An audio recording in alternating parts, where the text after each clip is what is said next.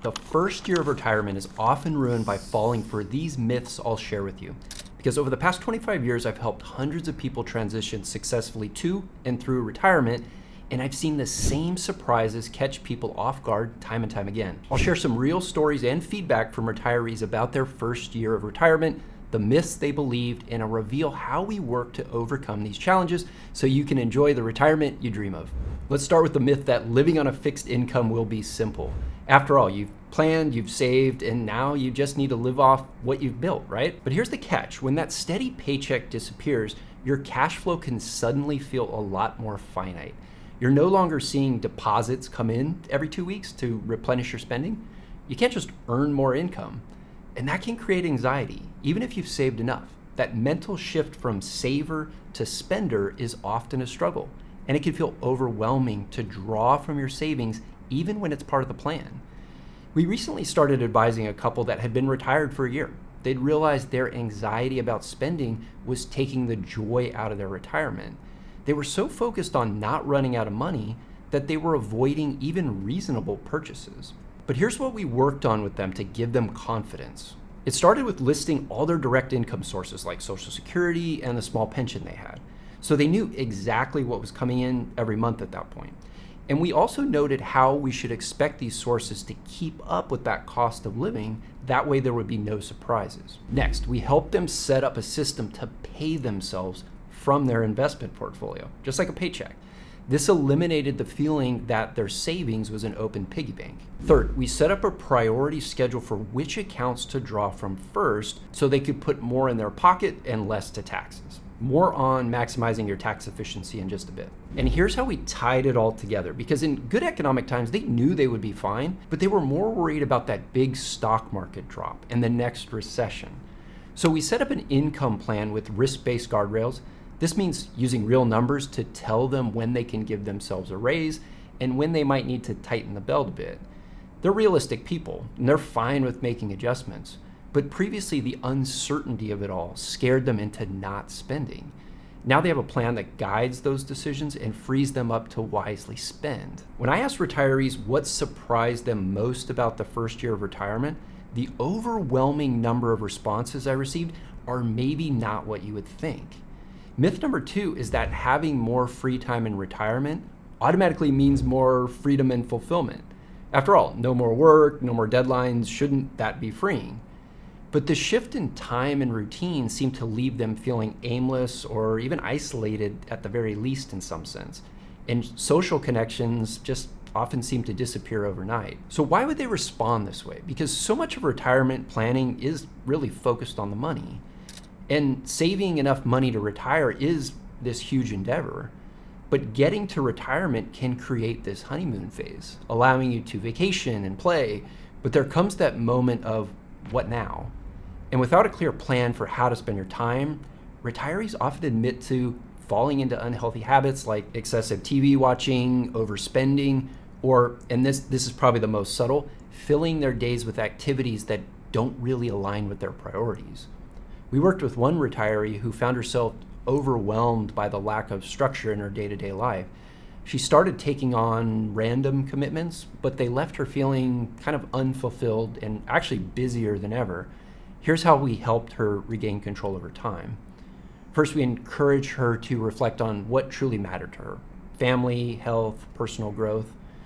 Then we had her build a loose daily routine that balanced purpose and leisure to give her days some structure, but also leaving room for spontaneity.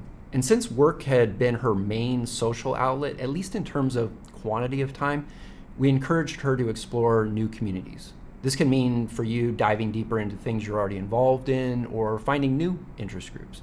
It can be through volunteering, church, or more proactively scheduling time with friends or family.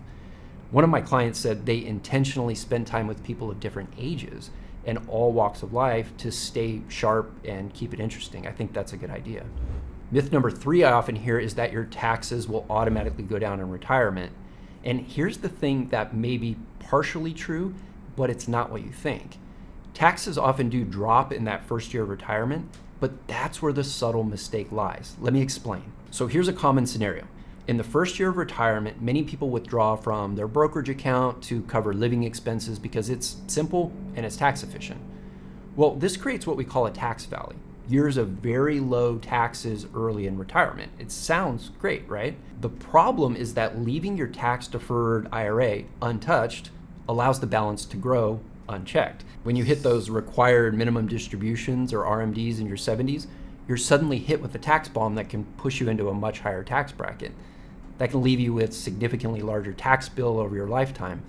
If that does happen to coincide with higher future tax rates, as many are predicting, this can compound the problem. So here's how we solve this. Instead of letting the tax valley go to waste, we actually want to use it to your advantage to avoid future tax shocks. And there are two common and simple ways to do this. First is you can simply take income from your IRA before RMDs while you're in the lower tax brackets, instead of relying solely on your brokerage account. But only take enough of that taxable income as long as it stays within the low tax brackets. In other words, you'd rather get taxed at 10 or 12 or maybe even 22% so you can avoid 24% or 30% plus in the future on that money. Second is you can convert part of your IRA into a Roth while your taxes are low. You pay tax on the amount that you convert now in exchange for moving this money over into the tax-free Roth IRA. This means all the growth within the Roth IRA going forward can then be tax-free. And this can reduce future RMDs and significantly lower your lifetime tax bill. I'll post a link about Roth conversions because there are some tax rules you want to be aware of. And here's the bigger picture. Retirement isn't just about avoiding surprises like tax shocks. It's also about completely shifting how you think about your investments. One of the biggest myths I see is that your investment strategy stays the same in retirement. That's simply not true. And so let's see how you can make this critical transition. At first glance, it might seem like your investments should just keep growing in retirement as they did while you were working. After all, the market can go up over time historically, right? But here's where things get tricky. It's not just how much your portfolio grows that matters, it's when those returns happen. Because the shift is going from a saver to an income taker. Imagine withdrawing money for living expenses right after a major market downturn. Even if the market recovers, your portfolio might never catch up because you've already spent part of it.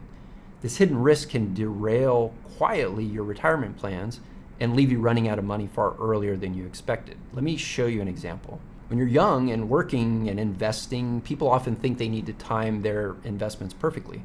But the truth is that when you're building wealth, it doesn't matter all too much when you put money in. I'll show you what I mean. So as you'll see on this comparison, Portfolio A has great returns early in life, but then bad returns when you approach retirement.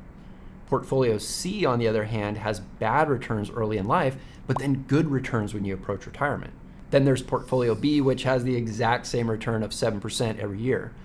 Well, all three portfolios, A, B, and C, have the same average annual rate of return of 7%. Well, if you were to start investing at age 40, it really doesn't matter if you have good returns early and then bad returns later in life, or the other way around. Over a 25-year period, you end up in the same spot during the saving phase of your life with similar averages. But the story is much different in the income stages of retirement. Again, let's assume the same portfolios and the same pattern of returns. In all three instances, this retiree started with a hypothetical $1 million and needed $60,000 of income annually, adjusted for inflation. Well, Portfolio C, the one that had the negative returns at the beginning of retirement, it actually ran out of money before age 90. Whereas Portfolio A, that had the positive returns early in retirement, actually had more money than they started with. And again, all three portfolios had the same average annual rate of return, but when they earned those returns was different. This risk I just illustrated is called sequence of returns risk. It simply explains that in the income stages of life, early returns are more critical to the outcome. But because we can't control the direction of the markets, whether you're getting ready to retire or you're retired now, you have to consider a possible downturn in the market. So to successfully transition from saving to spending, your investment strategy needs to evolve.